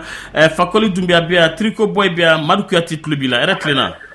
Alors, là, ça va? Oui, ça va bien, merci. Bashtina. Alhamdulillah. Vraiment, il est chez Gabarla. Amba. Makani to. Ni bara ni nama. Allah ka udeme ko bana kanka galane ma so. Abi fam na la so. Vraiment ya fu so men awi fu so men mo korba no fu mo go de ka sura no ta mai de. Ne fasola kedo tumbe antiprima. Atumi benen la vraiment nana ye ko sayna so mena manager. Vraiment, il est très bon, directeur. Habité à Kabara et là. Mais, je me parle si ma soeur là. Et puis, ailleurs, mouillé, population fanatique, anti-doigt à faire. Donc, vous avez fini par quoi. Donc, bamanan kan garambe ifo ki wala jimando ajaranye ambi fo alaka nyina tabawla amina ya rabbi ammi alaka udeme amin amina ya rabbi note alaka udeme amin ubanya na je ko sebe ne ramana siga manana wati mate ne mbi mo korbo la men chamena vraiment mo ni siwas ajaranye bano lu fe ko zango na to toro fa bako wallahi wallahi dongol ko no bano lu fe pew ambi fo anga nyemo ko la ka udeme wode nyonte afamuna alakayna tabala amin rabbi amin alako do mine nege turiye mugan kele funi futan kele makoro ka kene do makoro yere be kene gambi ratlena assalamu alaikum wa alaikum salam kuma bibo bashte kuma nga makoro bɛɛ ko yɛrɛ la nisɔndiyalen don a ka nin mɔgɔkɔrɔw ka invitation n'a ye a ka radio Clé-du la ne bɛ fɛ ka mun fɔ c'est-à-dire makɔrɔ minnu filɛ nin u ka essayer ka denmisɛnnin dɔw comme olu bolo bɛ ka bɔ a la de u ka essayer ka denmisɛnnin dɔw fana encadrer k'olu bila pour que olu bɛ se k'u nɔra bila cogoya min na quoi parce que an ka sisan denmisɛnninw bɛɛ ka musique bɛ ka kɛ c'est-à-dire boîte kolo mankanw ni fɛngɛw de bon olu ka musique an ye denmisɛnnin sa mais u ka musique bɛ don anw na kosɛbɛ ka tɛmɛ sisan boîte kolo mankanw kan donc u ka mɔgɔ wɛrɛw encadrer mun bɛ u ka gɛrɛ u ka genre la dɔɔni en même temps fɛnɛ ka bɛn ni sisan ta fɛnɛ ye quoi donc ne tun bɛ fɛ k'o proposition de kɛ bon voilà bon tiɲɛ yɛrɛ la sisan gouvernement u kan k'u mago don maakɔrɔ ninnu na kosɛbɛ ninnu kan ka ta yɛrɛ de n'u ye an ka monument dɔw de ye faso kɔnɔna la ninnu kan ka encadrer ka c'est-à-dire que sara labla o ye k'u sara kalo n'u ka kɛ ten to k'u ta en charge quoi a vie o tɛ foyi kɛ gouvernement na wallahi mais u bɛ wari dun ni fɛn ninnu de la vraiment a tɛ se ka ɲɛfɔ an kɔni an b'u fɔ an b'aw yɛrɛ fo fɛnɛ ala ka si jan d'u ma minnu banna ala ka hinɛ u la ala k'u dayɔrɔ bɛɛ suma awɔ o de tun bɛ ne fɛ n'ala sɔnna ma yanni an ka continuer ka taa an ni auditeurs ka baro kɛ Madu Kuyate Taras Trico Boy Fakoli Doumbia Fakoli yɛrɛ bi yan Fakoli la Guinée fama minnu tɛmɛna ka daminɛ Sékou Touré ka wagati kana Lansana Conté ka wagati Dadis kana se ayiwa professeur ma hali Dadis ka wagati yɛrɛ fana Dadis y'o occupé kosɛbɛ la Guinée dɔnkilidala kɔrɔbaw la olu sera ka fara ɲɔgɔn kan cogo di ka faamuyalila don homme politique kunkolo kɔnɔ k'a yira k'a fɔ mɔgɔkɔrɔba ninnu ka kan ka ta k'u sara i b'a fɔ ko fonctionnaire saralen bɛ cogo min na u b'u ka retraite ta wari dɔ ta a camanba de fana bɛ yen n'i y'a sigi 100 min ye du sɔrɔ a bɛ 85 sinon 90 bɔ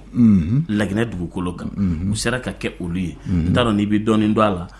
parce que hali u ka directrice générale dɔ bɔra an fɛ a tɛ tɛmɛ kalo 2 kan n y'a sɔrɔ n ka plateau dɔ kan n'o ye n ka sufɛ émission ye l'émission Tous Azimuts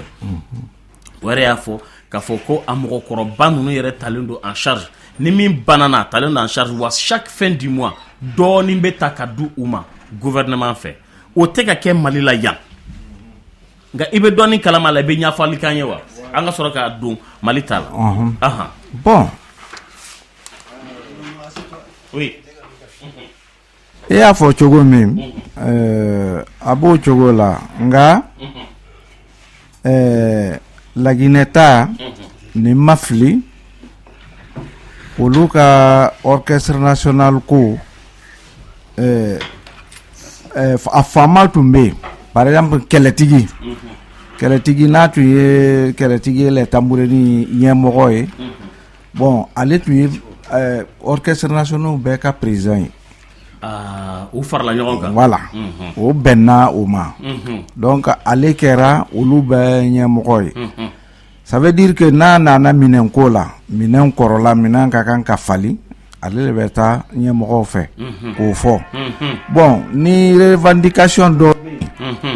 ni musicien tɛ se ka kɛ dɔw banana o tun b'a a kɛ ten donc ne ka jate la min fɔra sisan bon an kɔrɔw fana bɛ se k'o kɛ halisa minnu bɛ yen puisque o ma sa fɔlɔ o bɛ se ka o kɔrɔ de ka fɔ Laginɛ musicien kɔrɔbaw farala ɲɔgɔn kan a mɛnna u bɛ ɲɔgɔn yɔrɔ dɔn o bɛ ɲɔgɔn yɔrɔ dɔn ko mana kɛ min na a dɔnnen don u bɛ ɲɔgɔn sɛgɛrɛ chaque instant bon n'o kɛra ne hakili la a bɛ se ka ɲa mɔgɔ min ye ɲɛmɔgɔ yɛrɛ min ye Laginɛ musique ko néglige o kɛra Lansana Conté de ye parce que ale tile la bon a ma musicien jate yɛrɛ bon ale ka waati la musicien sɛgɛnna kosɛbɛ mais ale tɛmɛnen kɔ Dadis fo ka se professeur Mabi daminɛna Dadis ka wagati la malgré k'a ma mɛn oui malgré k'a ma mɛn ale ye barika min di ale y'i ɲɛsin musicien ma ale y'i ɲɛsin musicien ma bon k'o dɛmɛ n'Ala sɔnna a bɛ faamu ayiwa an tun bɛ ka seko in dɔn ko matarafaba belebele Mali la yan an tun bɛ k'a kɔnɔ ale ye fɛn de Gwande ni a manɔgɔ de don ni k'i b'a minɛ ko tan puruzu n'o tɛ a ka d'an ye an k'a minɛ k'a coincé studio in kɔnɔ an n'a ka baro kɛ siɲɛ caman mais ni i y'ale sɔrɔ siɲɛ kelen n'i ko k'i b'a minɛ tuguni dɔrɔn a bɛ se ka kɛ tan puruzu a bɛ tila o y'a talen o y'ale talen de o ye Jelimadi ye Jelimadi ka fɔ o ye Jelimadi ye Jelimadi Tunkara retraité on va kɔrɔbaji t'aw la i ni fama an ye kuma dɔ kɛ yan wagati jan e ko k'i bɛ segin ka na ouais ko cayara dɔ dɛ ayiwa ko grand chef ye wele kabiri kunu bon ne yɛrɛ tora répétition na yɔrɔ dɔ de sa miiri jiginna dɔrɔn n y'olu ka fɛn bɛɛ bila ka boli ka boli ka na i bɛ au moins i na se ka miniti 20 kɔni sɔrɔ an fɛ kuma la an ye fɛn caman fɔ i kɔ Adesco i bɛ dɔ kalama la wa wallahi bɛ dɔni kalama n'i bɛ dɔ kalama i b'o fɔ wallahi ani an ye kuma minnu f'i kɔ i fana b'i hakilina di a kan wallahi ani bɛn kɛra min kan walasa aw ka fara ɲɔgɔn kan mɔgɔ caman taɲana ɲina maakɔrɔw la wallahi indépendance maakɔrɔw caman taɲana ɲina fɔlikɛlaw la kosɛbɛ caman man kɛnɛ a sɛbɛn man kɛnɛ fana o ye farikolo la bana ye nka caman man kɛnɛ u kunkolo kɔnɔ dɛsɛ la dumuni balo yɛrɛ tɛ ka sɔrɔ aw tɛ ɲɔgɔn kalama fana wallahi o caman fɔra fɛngɛ nin kan kosɛbɛ i y'a fɔ cogo min mais Adès ni Jean Bitar n'i bɛ min kalama i bɛ dɔɔnin fɔ wallahi o de ala sago sago tigiya la voilà bon ne bɛ min sɔrɔ k'a fɔ bi kuma nin a diyara ne ye kojugu n yɛrɛ y'a kanu Taras ye wele k'a fɔ n ye bon ko an bɛ ka ɲɔgɔn sɔrɔ yan nɔ ne tun kan ka kɛ semaine dɔ in tɛmɛnen in na depuis dɔgɔkun tɛmɛnen ne tun taara ci la Kita bon o de y'a kɛ awa an y'a yɛlɛma Adès ko Adès ne yɛrɛ personnellement a kɛra ne fɛ ne ka foli a kɛra ne fɛ personnellement ne n ka ko bɛ daminɛ kabini n bɔra Kita n nana Misira de Iri 14 angle 33 soirée Kali ka yɔrɔ la Misira Piene Jazi tun bɛ soirée kɛ yen de Arali Adès ninnu bɛ Bamakɔ kura bɛɛ ka soirée tun bɛ bila anw ta ɲɛ u tun bɛ bɔ Bamakɔ kuraw sen na ka na Arali kana bɛn n'aw ta ye k'a fɔra ko guitare fɔla dɔ bɔra Kita ka na ko ko bɛ capo yɛrɛ de siri guitare la ko ka pacanga fɔ u tun b'o de fɔ i y'a faamu ka Adès ni Saga Adama o groupe olu ani Saga Adama man kɛnɛ an y'a fɔ plateau nin kan bon y'a ça tension kɛlen bɛ k'a bin a dɛsɛlen don hali ka kine min bɛ se ka taa bolo ni a sen rééducation kɛ walasa a bɛ se ka wuli ka jɔ o dɛsɛlen don ka sɔrɔ a ye welewele bila ka sa ka fama o k'u janto Saga Adama na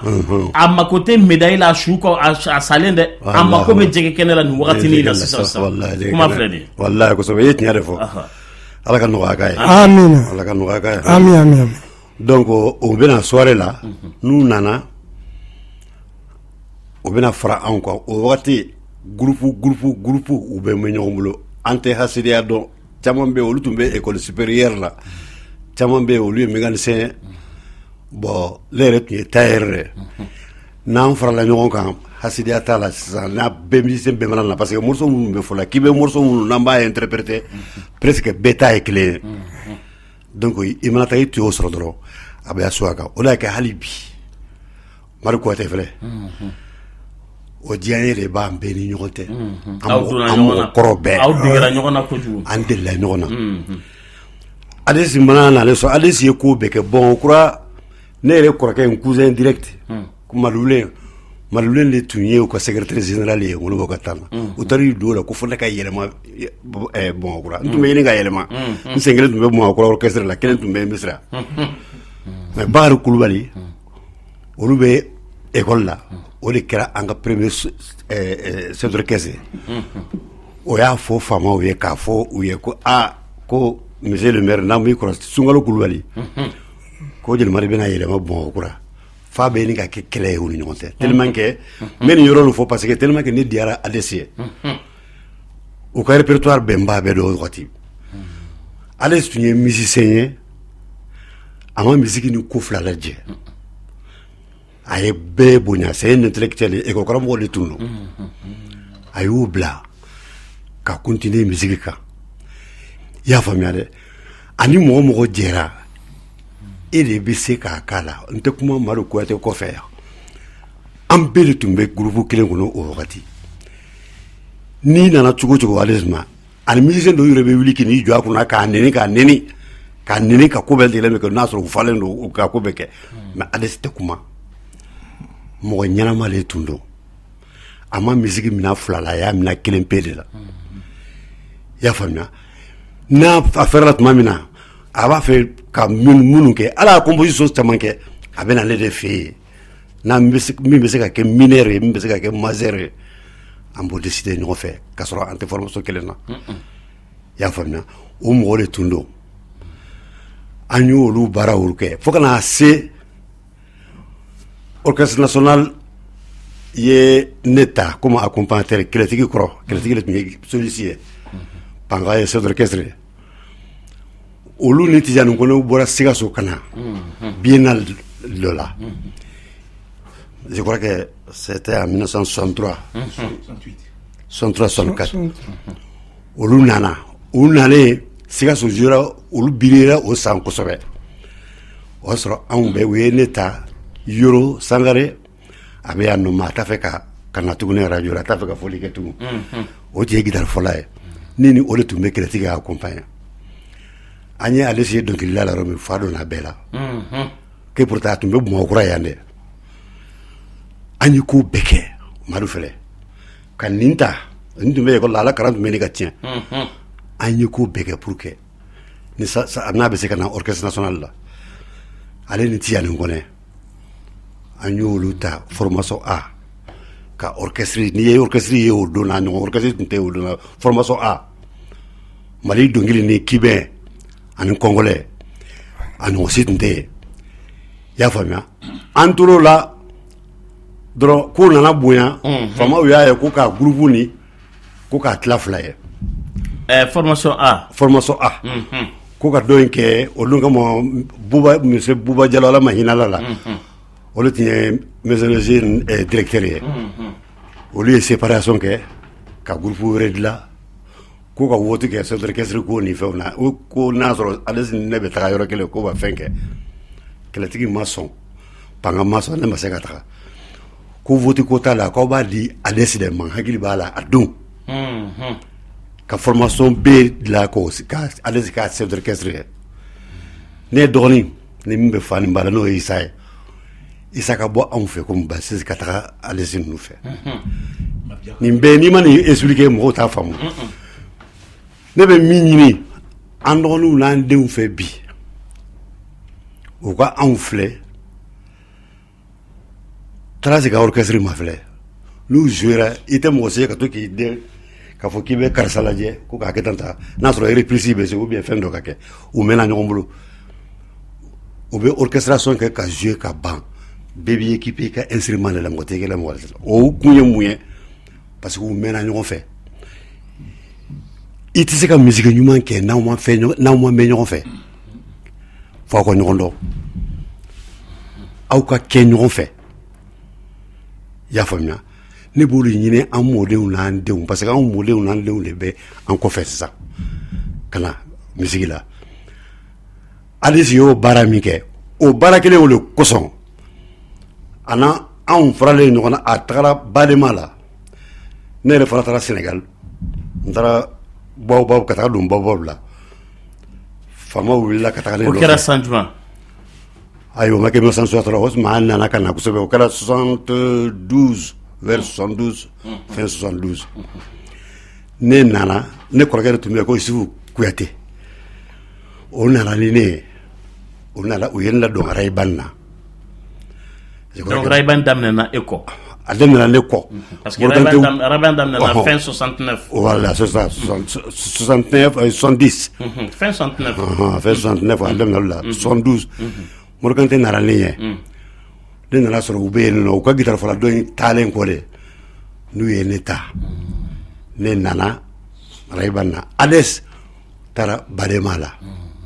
bɛɛ Ades ye Badema la kamana u ye groupe formé Badema kɔnɔ k'i bɛ ninnu bɔlen ko ye tuma min na y avait un pianiste Kayise ne dɔn a tɔgɔ bɔra il était chef d'orchestre o bɔra olu tun bɛ yen Marabiyasi kɔfɛ o ni Ades nana jɛ u ye orchestre yɛlɛma ka Mali dɔnkiliw fɔ je crois que Ades bɛ b'an fɛ tuma min na Sena weleni a tun bɛ bamanan dɔnkili caman da a nara ni bamanankan ye orchestre kɔnɔ Ades nara n'a ye bamanankan ye Badema kɔnɔ an bɛɛ bɛ ɲɔgɔn kalama i y'a faamu o sira de don fɛn kelen bɛ de bɛ yen min ma diya ne ye Ades banlo an tun ka kan ka président de la république de ye kɛnɛ kan n'an ma se k'ale ye ministre min bɛ équipe la artisu ni Mali la culture mata culture la amata ne kan halata ne maye parce que ay bara minke ni mi kamni indépendance tara ni musicien be franonga mo te mi be adesnya Mali seko ni donko kono Mali seko na denko kono la o mo cité depuis 1960 62 faut qu'on table bla 63 64 faut qu'on a assez bima mo te mi abarake o yoro o madiane Mali seko ni donko orchestre strafe mo cité adesnya iba damine anya me mo citanye ne dil Mali le ba fi ote Pierre Jésus kerera ne nyala ne triko boy kerera nyala Tarasu ya grand frère nous ye kalanke utara français ye kalanke comme si kalan théoriquement ale ni bongala olu ka groupe be wasro dotu be baba Sangare mi bon ko fengeda o de folo ye ka bon ko fasada o de folo ye dongilda ni taraba mako baba nyare la voilà ni baba Sangare le ni adisi kelenye Mali seko na adonko la wala ke Mali yebrebe ba de perri mais ado antum sigileme no ayene de bari banko sobe hey artisia oui artisia ibe aketo wakati anganga fenchama foya wakati bigata min kan ki dabali ban o te famaw ka présence ye banikero de fama kana Ades ka banque la o man ki dabali ba o te foi tien ministre ki bankana ades ka saya yoro o ko mangan ki dabali ban ades bana chugo mina o de kagan ki dabali ban wallahi o tien ades sara chugo mi wallahi o de kagan ki I dabali ban ades bana de ka akadeum be de o bani strate ades bana de ades sara kini de kono ades sara maimato de kono ades sara de c'est-à-dire rien wallahi o de kan ki dabali ban na bi sran yoro nye akan ka sra o de nya e fama mana ni sigi baniga yoro la bi duwa mi ga almami bo duwa kele ne kewo fama ka duwa man bisa na almami ka duwa wi fama ka duwa man bisa ni fantankeni min dene be kere fa jole me yiri juni koro parce que benani bani e tondra bini jodra fana be duwa ke abi baraji soro fama ka duwa man bisa no ka duwa wi de baniga yoro la nga fama tumbe fisa ni fantankey ades ka ordonnance san yoro wallahi ko normalement qui kofle Ades ka dembaya la Ades kon tara ala ya ka barake mais Ades tara ka mo de toi ko Ades de tout jolon do malgré ses 81 ou 82 ans alle de tumbaga keme flanu na ka keme nani nu nyini ka taka dembaya balo Ades tara ka doni to ko de atara ka doni balo to ko mais fama ka nga kofle wala fama joro flani fama ka ta sudo oro la ka fuite fama wala o yoro de fle sudo oro e do ke oro de ami do ke fure akase ka fe non de na jo ka fodro ko fama ke fana tumbe ça sert à quoi, ça va servir à quoi, ça va pas nourrir sa famille ça va pas réveiller le mort là amma ko bi fama ke au ka wuli au yere dama fola aka du ñoko ma ko kofle Ades ka dembala Ades kelente Jambi Tarbi kuma bi bulu mbo kuma la fania enye yoro ne fo ila kuma tinya de an ebe ka min fo ni an musicien yere de kan kan fo ambe ka siran artisia nyakoro parce que indépendance itali mo folo munu ye jamana demain ka président Modibo Keïta ala mahina la ka dema ka korota o gara artisu de mo cité anya indépendance la adam nyara mbe foli kala ibe korani ne sila me foli la malala ne sambi woro ni kelen de fele guitar fola 61 ans adam nyara ya mais Modibo Keïta mi tulengo donc ma munu tumbe o lona lolu mali tumba ko bolula ensemble kono ube kabla fengo la ay terrain ni sojo ka da bema on est pionnier o bolengo fe ka armée mali créé o bolengo ko fe ka kalan robben pour que dimzonu ko se ka kalan amake dembe et ne pas ko fe ka ensemble instrumental créé bon un be orchestre national ke ka pionnier ke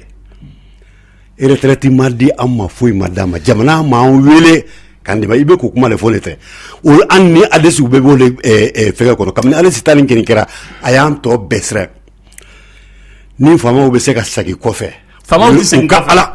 u ka ala lajɛ Jelimadi faamaw tɛ segin kɔfɛ u t'a ala lajɛ faama tɛ ala dɔn voilà attention faama tɛ segin kɔ a t'a ala lajɛ faama tɛ ala dɔn faamakɛ sigilen b'a ka bureau kɔnɔ de e ka droit ye min ye faamakɛ b'a dɔn mais a t'i wele k'a f'i ye fo ka taa min kɛ fo ka diɲɛ wuli e de b'i ka droit ɲini k'a dɔn c'est ça aw de ka kan ka wuli k'aw tɛgɛ di ɲɔgɔn ma sisan a bɛ ka kɛ jɔn de la a tɛ ka kɛ faamakɛ la ayiwa o yɔrɔ min filɛ a bɛ ka kɛ jɔn na a bɛ ka k'anw de la jɔn sara fantanya la sa Adès tɛ de Adès i ye mun fɔ sa e m'a fɔ ko fa fɔ artisiya yɛrɛ sira kɔnɔna na mɔgɔ tɛ Adès ɲɛ Mali la wa o tɛ yen a tɛ yen bon maintenant jɔn de sara sisan Mali seko ni dɔnko baobabu dɔ de taar'i da fantanya kɔnɔ jigitigɛ kɔnɔ fɛn bɛɛ kɔnɔ maintenant aw ni Adès o kelen de b'o baara kelen na mun b'aw bolo foyi t'an bolo sisan ni fɛn t'aw bolo aw kan ka wuli k'aw jaw yɛrɛ aw man ka wuli k'aw jaw yɛrɛ n y'o de fɔ faamakɛ bɛ siran fɛn min ɲɛ o ye jama min bɛ ka n'a ma n'o tɛ mɔgɔ kelen ka n'a ma k'i ka nasɔngɔ d'i ma a bɛ taa kɛ i bɛ taa kɛ mais ni jama nana ma a bɛ jama kungo kɛ dɛ a bɛ ye jama de kosɔn mais a t'aw tɛgɛ di ɲɔgɔn ma mun na voilà c'est ça voilà i ye min fɔ i ye tiɲɛ de fɔ i ye tiɲɛ de fɔ ye sisan komi temps bɛrɛ t'an bolo an kan ka wuli ka taga an seli an kan ka fɛnkɛw kɛ an bɛ na min kɛ sisan sécurité ba yɛrɛ bɛ yan min y'an kɔrɔkɛ ba ye bi an bɛ yɔrɔ min Tarasi de ye an bɛ ɲɛmɔgɔ ye bi an bɛ ɲɛmɔgɔ mɔgɔw bɛ musique moderne kɛ ka taa fɔlɔ ma fo bi saya kɔfɛ ale de ye ɲɛmɔgɔ ye ale de bɛ wuli n'o tɛ ne mɛnna nin kuma la jonji kɔrɔ bɛn kɛra fɛn dɔ kɛ an ka droit kan bi min fɔ u tɛ wuli ka s'a ma il faut que anw de ka wuli les pionniers jazz Askia Jazz les orchestres les orchestres nous y avons participé à les orchestres k'an ka droit sara an ye Mali ta min kɛ k'a bɔ tubabuw ka temps kɔnɔ ka n'a bila Mali kɔnɔ ka indépendance ta président Modibo a m'a ta anw kɔ a m'a ta mɔgɔ si kɔ a kɛra an ɲɛna an bɛɛ de b'a kɔnɔ Lamisa Bangali n'i y'a ta o ma ka na Badru Segu ni Sidiki sera ensemble instrumental directeur fɔlɔ Burama Sakɔ n'i y'a ta o la ka na i bɛ taga se Tarasi ma n'i bɔra Tarasi la ka na i bɛ taga se anw yɛrɛ fana ma anw de y'a kɛ sisan an bɛ min kɛ i b'a kɛ to ilo kala ni yɔrɔnin na dugu ma ilo yɔrɔnin n bɛ min fɛ an bɛɛ k'an fara ɲɔgɔn kan a mɔgɔkɔrɔ bɛɛ Tarasi k'an fara ɲɔgɔn kan aw farala ɲɔgɔn kan ka ban numéro yɛrɛ dira numéro dira o fɔra i kɔ yan o de y'a to n tun bɛna a latɛmɛ nka kuma nin ma ban a bɛ layidu ta mɔgɔw ye k'a fɔ mercredi prochain aw bɛ na aw ka kɛnɛ de don aw ka na aw fɛla tɔ fɔ o y'a sɔrɔ aw y'aw hakili jagabɔ aw ye ɲɔgɔn ye aw bɛnna kelen kan aw bɛ n'o fɔ jama ye kɛnɛ kelen nin kan yan Tarasi an tulo b'i la e de y'a la mɔgɔkɔrɔba ye i b'a layidu ta Ala ka hinɛ tabala Ala ka hinɛ Jean Bitar la amen ale ni Adès amen ma dɔn mɔgɔsɛbɛya la i bɛ se ka mɔgɔ min ta fɔ Jean Bitar tun bɛ ne ye dɔrɔn a bɛ sigi dugu ma a bɛ i sen ne minɛ a bɛ ka kasi ka teli n y'a dɔn a kasi ka teli n y'a dɔn jamu hinɛ b'a dusukun na n dalila ka taa jamu wɛrɛ i b'a taara jamu ne an ye fɔli dɔ kɛ dɔrɔn a kasira a ka hinɛ tun b'a dusukun na kojugu hinɛ min tun b'a dusukun na mɔgɔ ɲuman de banna koyi a faamuna voilà n bɛ kuma bila ye fɔlɔ Tarasi bɛ layidu ta semaine prochaine na mercredi don aw bɛ kɛnɛ kan yan à partir de 14h awɔ on se retrouvera ici. Je m'adresse d'abord à Jelimadi Tounkara. Jelimadi, à quelle heure? Il sera à l'heure cette fois-ci. Heure ko il fera au koya. Auditeur dɔ ko artiste ninnu ko air taula k'aw ta ka baara bonya a tɛ air bonya ko n'a fɔra ko fali bɛ 21h k'a bɛ fɔli daminɛ 22h30 kuma filɛ nin ye donc radio ko dun ye air ko de ye donc dɔgɔkun wɛrɛ a y'a layidu ta 14h aw bɛ na nka numéro de téléphone dira joona Tarasi ta ye 66 78 48 93 aka Orange 76 96 57 96 Madou Kouyaté taille 77 07 77 72 au Malitele 66 74 02 04 Kanté Benkali Trico Boy ou taille 79 31 66 18 Madou Kouyaté ambi fo kosobe Kouyaté kambe dokunwere Jilima ambi fo kambe dokunwere Trico Boy ambi fo kambe dokunwere Fakoli ambi fo kambe dokunwere Taras ambi fo kambe dokunwere Makoro ka kene de tundu tonton Lamine naka jama akambe dokunwere na la sonam. Toutes les filles de mon pays sont aussi belles que charmantes. Il y en a une qui est mon amie, une créature adorable. Quand elle arrive à la maison, comme un ange, elle me sourit. Pour un amour, j'aime. Tonton Lamine, abara koni manke, tonton Lamine. Tonton Lamine, abara koni manke, tonton Lamine.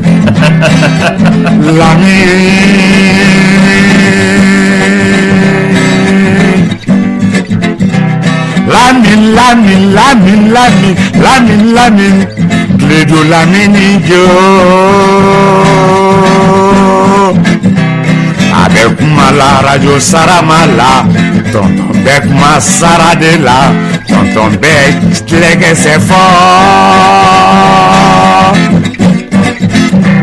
Alaka barikado émission, alaka barikado yerela, alaka ison ibemini, alaka ikbemini noya,